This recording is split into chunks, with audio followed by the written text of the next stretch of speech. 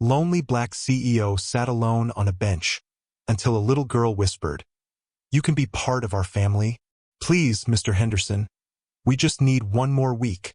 The pounding rain hammered down on the thin window pane, a relentless assault that mirrored the frantic thudding in Alara's chest.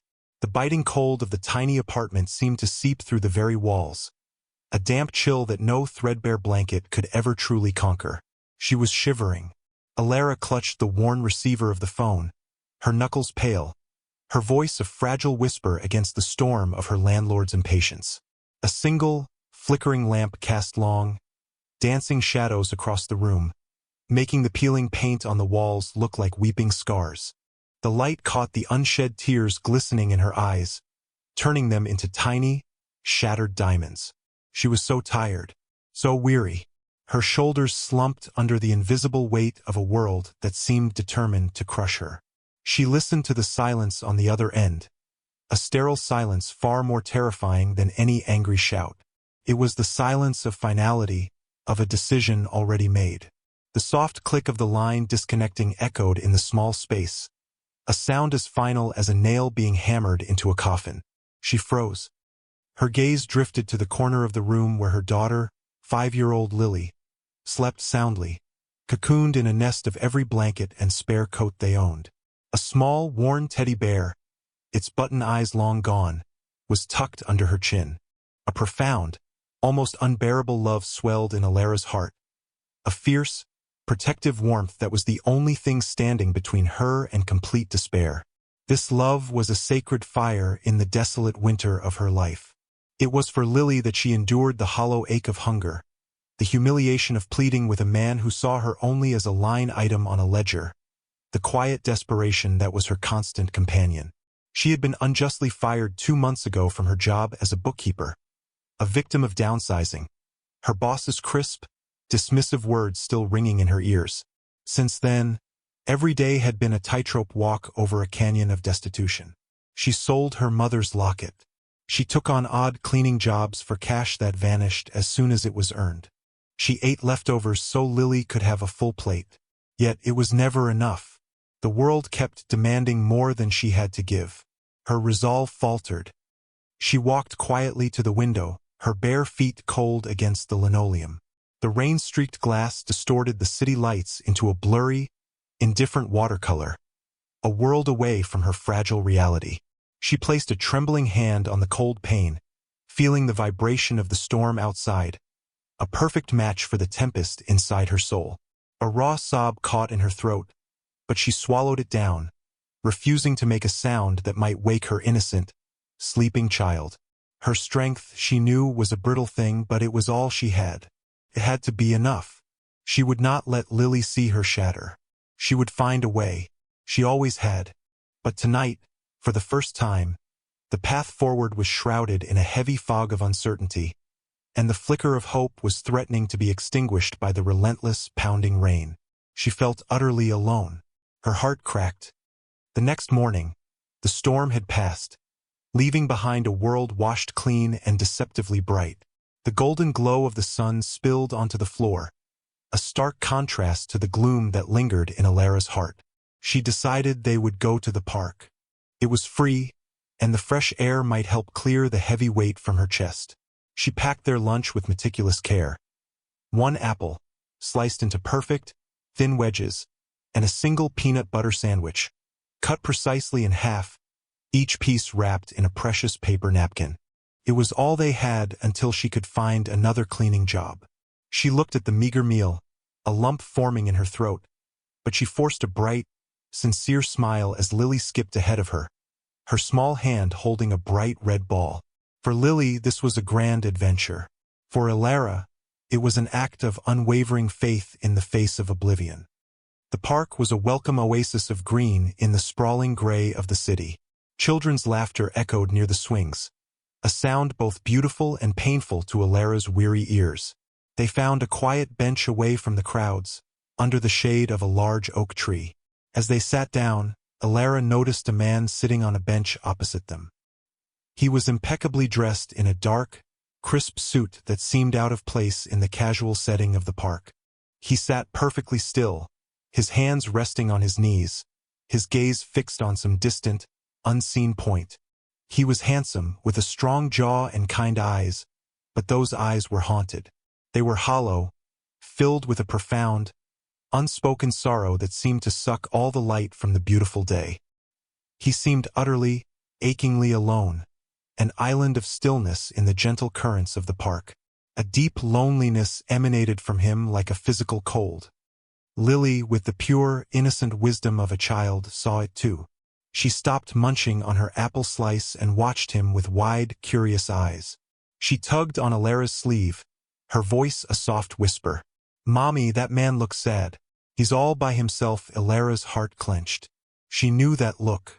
It was a reflection of the loneliness she often felt in the dead of night. "Yes, sweetie. Some people are just quiet," she murmured, hoping to distract her. But Lily was undeterred. She looked from the man back to their small picnic, her little brow furrowed in thought. Then she looked up at Alara, her expression serious and full of a gentle resolve that was a perfect mirror of her mother's own. "Mommy," she whispered again, her voice barely audible. "You can be part of our family." It wasn't a question. It was a quiet, sincere invitation. Alara's breath caught. Before she could react, Lily slid off the bench. She took her half of the precious sandwich, still wrapped in its napkin, and walked with steady, determined steps toward the lonely man. He was gone from her sight. Alara's heart thudded wildly in her chest. A wave of panic washed over her. She wanted to call Lily back, to shield her from the potential rejection or annoyance of a stranger. But then she saw the look on her daughter's face. So pure, so selfless, so utterly without guile. It was the best part of herself, reflected in her child. Overcoming her hesitation, Alara stood up and followed, her own heart a tender, open wound. This was the moment of connection. The man, Julian, did not notice the small girl approaching until she was standing directly in front of him. He was lost in the sterile silence of his memories, the relentless echo of a doctor's voice, the ghostly image of a tiny blue rattle, the unbearable weight of a grief so profound it had hollowed him out. For 5 years since the accident that had claimed his wife and infant son, he had existed, not lived. His multi-billion-dollar empire, Vance Holdings, was a machine he operated with cold, detached precision. His cavernous penthouse was a mausoleum of polished marble and floor-to-ceiling glass, a testament to a life of immense wealth and profound emptiness. He came to this park sometimes, the park where he had once pushed a stroller, and sat, letting the raw grief wash over him. "Excuse me, mister?" a tiny voice said. Julian blinked, the sound pulling him from the depths of his sorrow. He looked down and saw a little girl with bright, curious eyes and 2 pigtails, holding out a small, paper-wrapped square. His mind, accustomed to complex negotiations and high-stakes deals, struggled to process the simple, innocent offering. He saw a woman, surely her mother, hovering a few feet away, her expression a mixture of anxiety and gentle pride. "My mommy said you look sad," Lily said, her voice clear and unafraid. "This is for you. So you won't be alone." She placed the sandwich half into his unresisting hand. A seismic shift occurred within Julian. The sheer, uncalculated purity of the gesture struck him with the force of a physical blow. In his world, every action had a motive, every gift a string attached. This was different. It was selfless. It was real. His heart, long dormant and encased in ice, gave a painful thud. Alara stepped forward, her cheeks flushed. "I'm so sorry to bother you," she said, her voice soft but steady. She worries about people." Julian looked from the small sandwich in his hand to Alara's face. He saw the weariness in her eyes, but he also saw an unwavering dignity, a quiet strength that was more commanding than any boardroom bravado he had ever witnessed. He noticed her worn but clean dress, the way she held herself with a grace that defied her circumstances. He knew, with an instinct honed by years of reading people, that this small offering was a significant sacrifice. "Thank you," he managed to say, his voice thick with an emotion he hadn't felt in years. The words felt inadequate, hollow. He looked at the little girl, who was now smiling at him. What's your name? I'm Lily. And this is my mommy, Alara. It's a pleasure to meet you, Lily and Alara, he said, his voice cracking slightly. He was Julian. He wanted to say more, to ask them 1,000 questions, to offer them anything, everything. But the words wouldn't come. He was stunned into silence, holding the small, precious gift as if it were a sacred artifact. Alara gave him a small, understanding smile. Have a good day, she said gently, taking Lily's hand. Come on, sweetie. They turned and walked away, leaving Julian sitting on the bench, the warmth of the sun on his face, a half sandwich in his hand, and the undeniable feeling that something inside him had just splintered, letting in the light for the first time in a very long time. He didn't know it yet, but this moment would change everything. He watched them until they vanished from sight. Total silence. Alara and Lily returned to their apartment building, the brief warmth of the park encounter already fading as the shadow of their reality loomed. Taped to their door was a stark white envelope. Alara's heart plummeted. She knew what it was before she even touched it. Her hands trembled as she tore it open. The words were crisp, cold, and final. Official eviction notice. They had 3 days. The paper fluttered from her numb fingers. The world tilted, the hallway walls seeming to close in on her. She sank to her knees, a wave of nausea and sheer, animal terror washing over her. She had failed. After all her struggling, all her desperate attempts to keep them afloat, the current had finally pulled them under. A dry, ragged sob escaped her lips. Lily, seeing her mother's distress, wrapped her small arms around her neck. It's okay, Mommy, she whispered, her voice a tiny anchor in Alara's swirling storm of despair. We can find another home. Alara hugged her daughter tightly, burying her face in Lily's hair, trying to draw strength from her child's innocent faith. The hardship was renewed. Meanwhile, across the city, Julian Vance sat in his office on the 80th floor of the Vance Tower. The city sprawled beneath him, a glittering tapestry of lights, but he saw none of it. His office was a cavernous space of gleaming chrome and polished black granite, a monument to power and wealth. But tonight it felt like a cage. The half sandwich, still in its paper napkin, sat on his ornate desk like a priceless jewel. He couldn't bring himself to eat it. It was too sacred. The memory of the little girl's pure, selfless gesture and her mother's dignified, weary face played over and over in his mind. It was a moment of such profound, simple kindness that it had cracked the thick shell of grief and cynicism he had built around his heart. He felt a stirring of purpose, a feeling he had thought long dead. He had to find them. He had to repay the small act of grace, which felt larger and more valuable than his entire fortune. He picked up the sleek, black phone on his desk. Mark, he said, his voice commanding, I have a job for you. It's personal. I need you to find a woman named Alara and her daughter, Lily. They were in Central Park this afternoon. I want to know everything. And Mark, be discreet. A new resolve settled in him. Within hours, Mark, his ruthlessly efficient head of security, had the information. Julian read the report, his jaw clenching tighter with every word. Alara's unjust firing from a small accounting firm, her mounting debts, the string of odd jobs, and finally the eviction notice. A cold fury rose in him, directed at the faceless, cruel systems that could so easily crush a person as good and decent as Alara. He saw the name of her former boss, a Ms. Albright, and the name of her landlord, a Mr. Henderson. He would remember those names. But first he had to act. He would not allow their light to be extinguished. He would become their hidden savior. That night, a plain white envelope was slipped under Alara's door. Inside, she found 10 crisp $100 bills. There was no note, no explanation. Just the money. Alara stared at it, her mind reeling. She counted it twice, 3 times, her hands shaking. It was a miracle, a lifeline.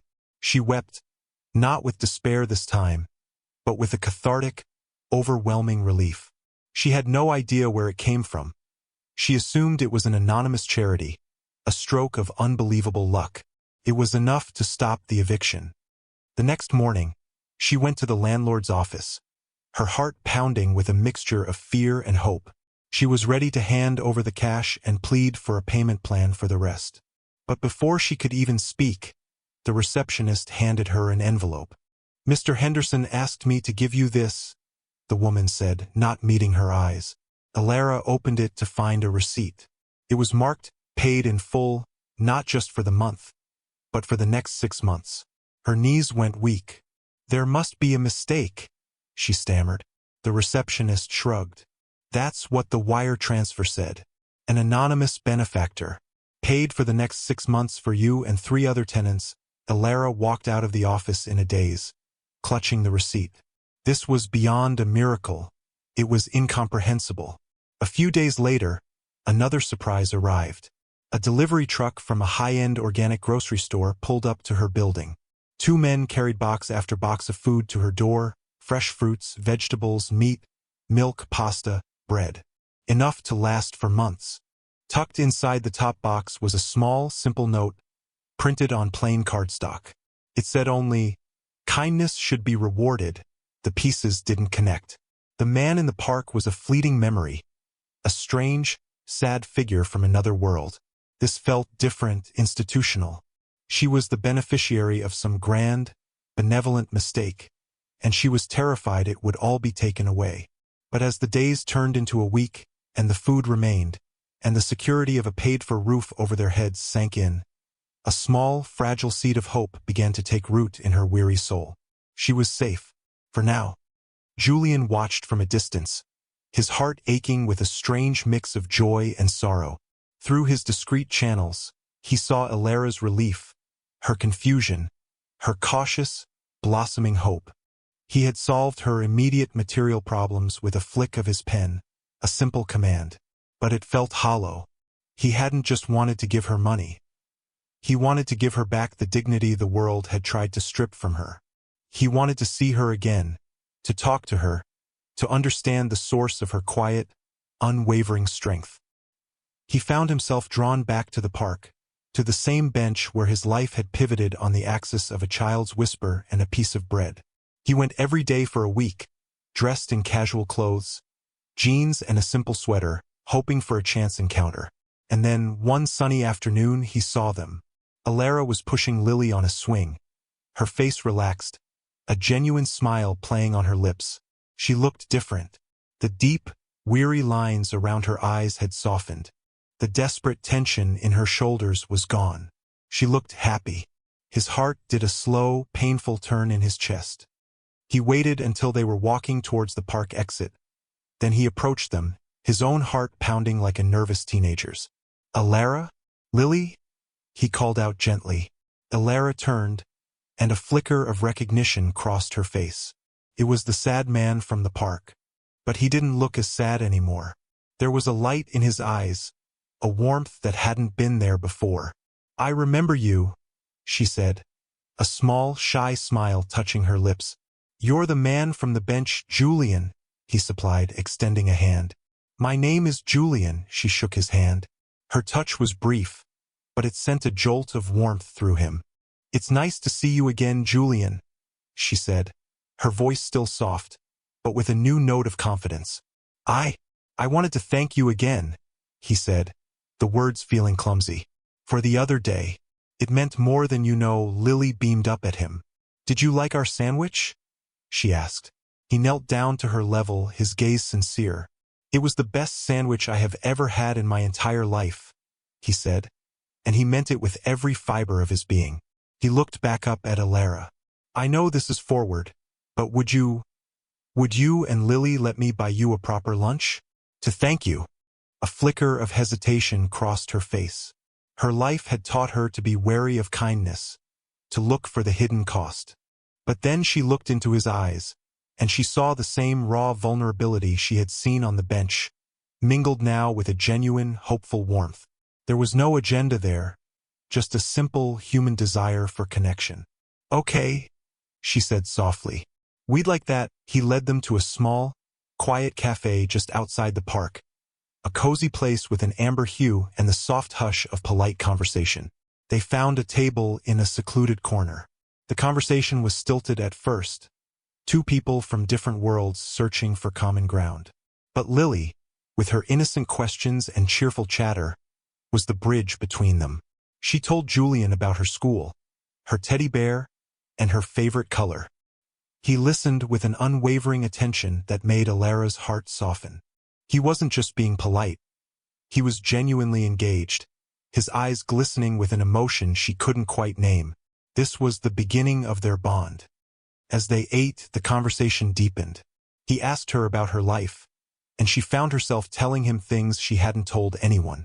She spoke of her love for bookkeeping, the satisfaction of making numbers line up perfectly, and the sting of being let go. She spoke of her dreams for Lily, of wanting to provide her with a life of stability and opportunity. She didn't mention the eviction notice or the mysterious benefactor. It felt too strange, too private. He listened with a steady, empathetic gaze that made her feel truly seen, truly heard. There was no pity in his eyes, only a profound, respectful understanding. Then he began to share a piece of himself. I wasn't always alone," he said, his voice dropping to a near whisper. He stared into his cup of tea, the polished surface reflecting his haunted expression. This was the confession. He told her about his wife, Sarah, and their baby boy, Leo. He spoke of their life, a life filled with a simple, profound love that wealth had enhanced but not defined. Then he told her about the accident, a drunk driver on a rainy night. He spoke in a flat, brittle tone, as if the emotions were too raw to be touched directly. He described the sterile silence of the hospital, the moment his world had simply ended.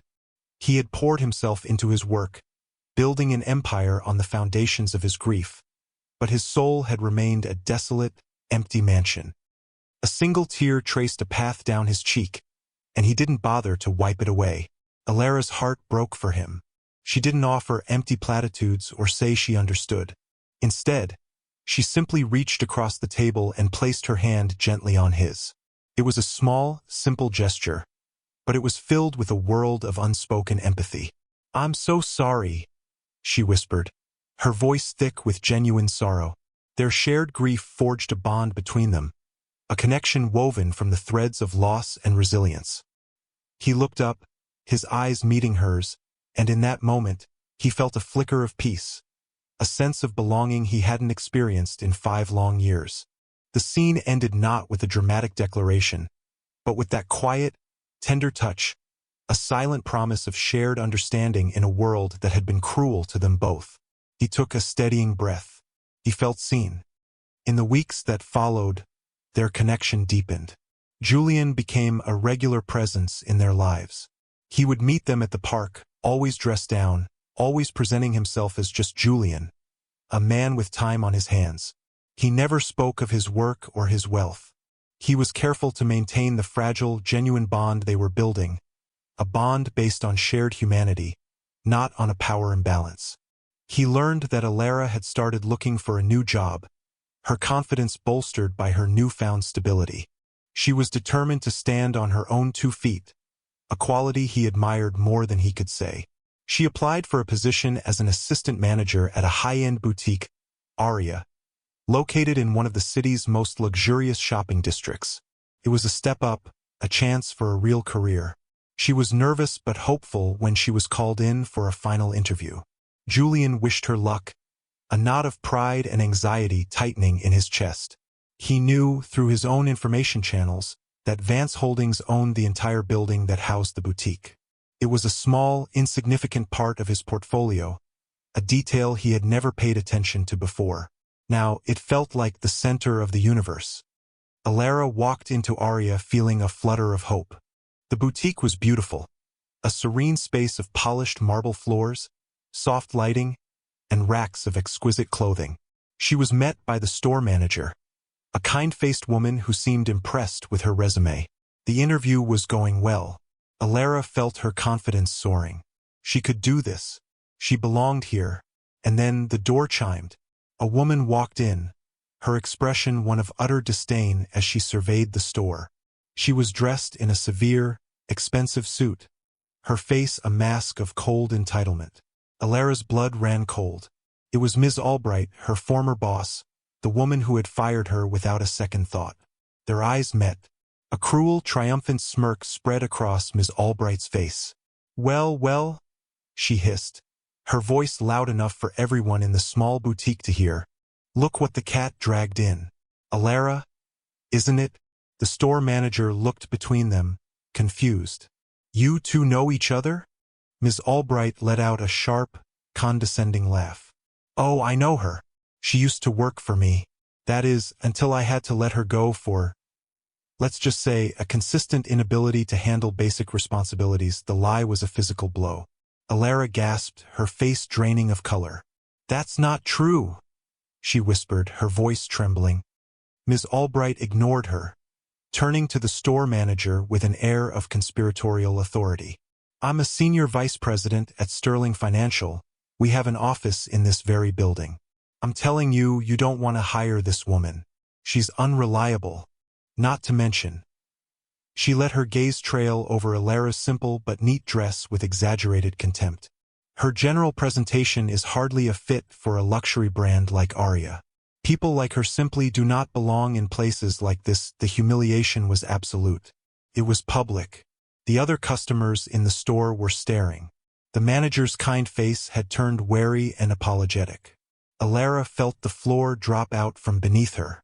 All her newfound hope, all her fragile confidence, shattered into a million pieces. She stood there, exposed and shaking, trapped in a spotlight of pure malice. She was dignified, but her spirit was overwhelmed. She wanted to run, to disappear, to simply cease to exist. She was broken. And then the door chimed again. A man stepped inside. He moved with a calm, commanding presence that instantly drew every eye in the room.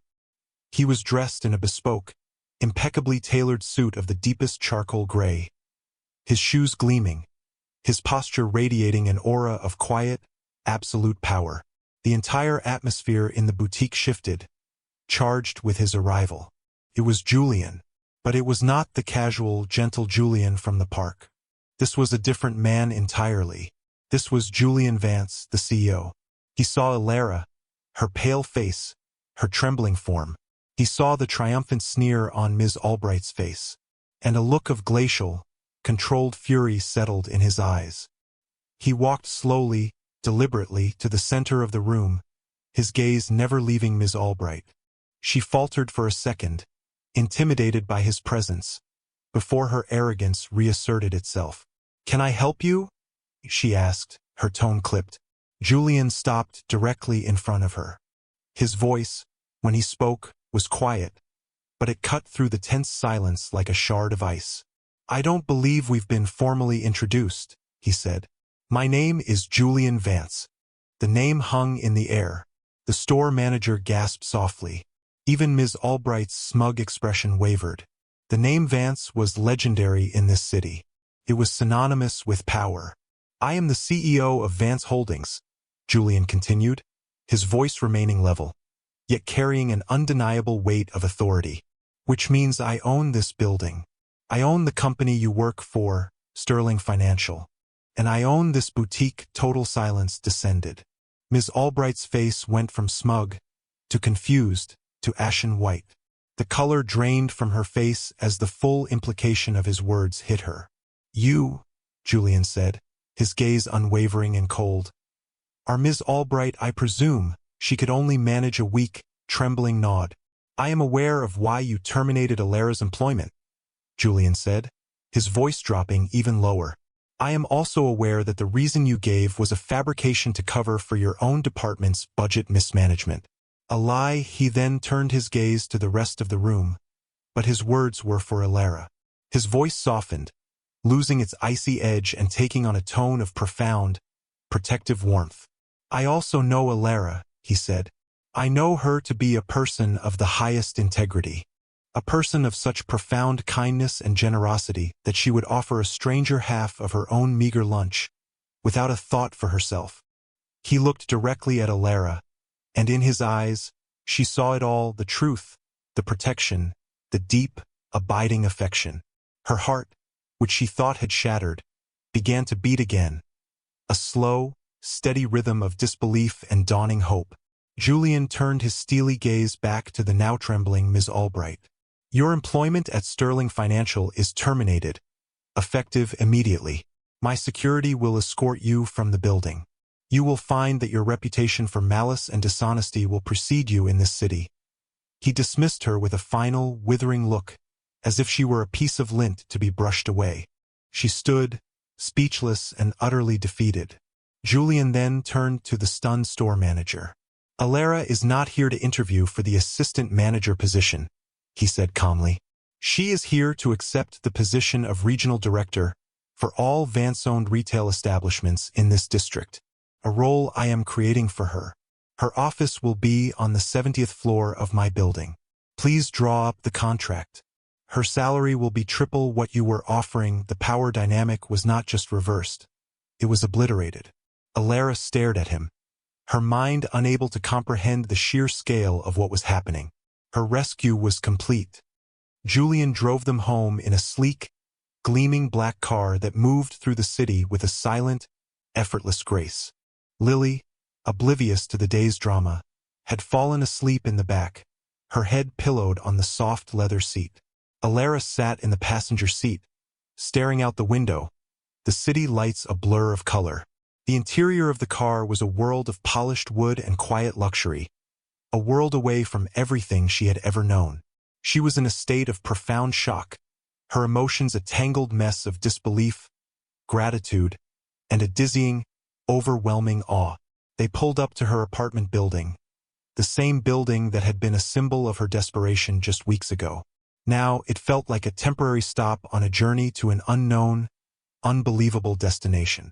Julian walked them to her door, carrying a sleeping Lily in his arms as if she were the most precious thing in the world.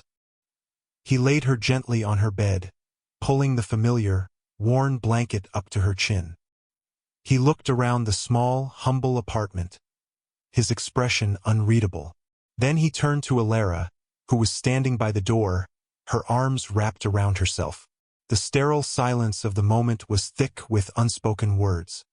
Julian, she whispered, the name feeling both familiar and entirely new on her tongue. I don't understand. He walked toward her, his eyes soft and full of a tender emotion that made her heart ache. You're right, he said. I haven't been honest with you. Not completely. They stood in the small living room, the space now feeling both safe and charged with a new intensity. He explained everything. He told her about his grief, about seeing her in the park and feeling something shift inside him. He confessed to being her anonymous benefactor, the cash under the door, the rent, the groceries. He had wanted to help, but he hadn't wanted to frighten her or to turn their budding connection into a transaction. I wanted you to know me, Alara, he said, his voice raw with vulnerability. Just me, Julian, not the CEO, not the money. I was afraid that if you knew, you couldn't see the man who was so lost until you and your daughter found him on a park bench. Her eyes filled with tears, but this time they were not tears of sorrow or fear. They were tears of cathartic understanding. That sandwich, he continued, a small, sad smile on his lips. That simple, selfless act of kindness, it saved me. You saved me. You and Lily, you brought me back to life. You showed me that there was still goodness and purity in the world. He took a step closer, his hands finding hers. They were warm and steady. All of this, he said, gesturing vaguely to the world outside, to the power he wielded. It's just a tool.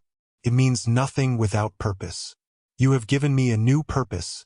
He looked deep into her eyes, his own glistening. Lily whispered that I could be part of your family. I know it was just the innocent words of a child, but I have never wanted anything more in my life. Alara, can I be a part of your family? Can you let me love you and protect you and spend the rest of my days showing you how much you are worth? A single tear escaped her eye and traced a path down her cheek. She didn't wipe it away. In that moment, all the hardship, all the pain, all the lonely nights and desperate days, they all coalesced and then dissolved into this single, perfect point of redemptive love. She saw not the billionaire, but the man whose haunted eyes she had first pitied and then come to love. The man who saw her, truly saw her, when the rest of the world looked right through her. Yes, she breathed. The word a release, a promise, a beginning. Yes, he lowered his head and kissed her. A kiss that was not about passion, but about homecoming. It was a tender, sacred promise. A sealing of two broken souls who had found their salvation in each other. Hope was not just restored. It was reborn, brilliant and undeniable. 1 year later, the golden glow of a late afternoon sun spilled across a sprawling green lawn. A stately home of warm stone and dark wood stood against a backdrop of tall, ancient trees, the picture of idyllic peace. A fluffy golden retriever puppy bounded across the grass, chasing a small, giggling girl with pigtails. Lily's laughter was a bright, musical sound that filled the air. Alara watched from the porch, a soft, serene smile on her face. She was leaning against Julian, his arm wrapped securely around her waist. The weary, haunted look was gone from her eyes, replaced by a deep, steady calm. She was no longer just surviving. She was thriving. As the head of the newly formed Vance Foundation for Family Support, she spent her days helping others who were trapped in the same cycles of poverty and despair she had once known, using Julian's resources to enact real, meaningful change. Her work gave her a profound sense of purpose. Julian pressed a gentle kiss to her temple. His own face transformed. The hollow, grief-stricken CEO was gone, replaced by a man filled with a quiet, joyful contentment. The lines of sorrow around his eyes had been smoothed away, replaced by the crinkles of frequent laughter. He was no longer just a billionaire.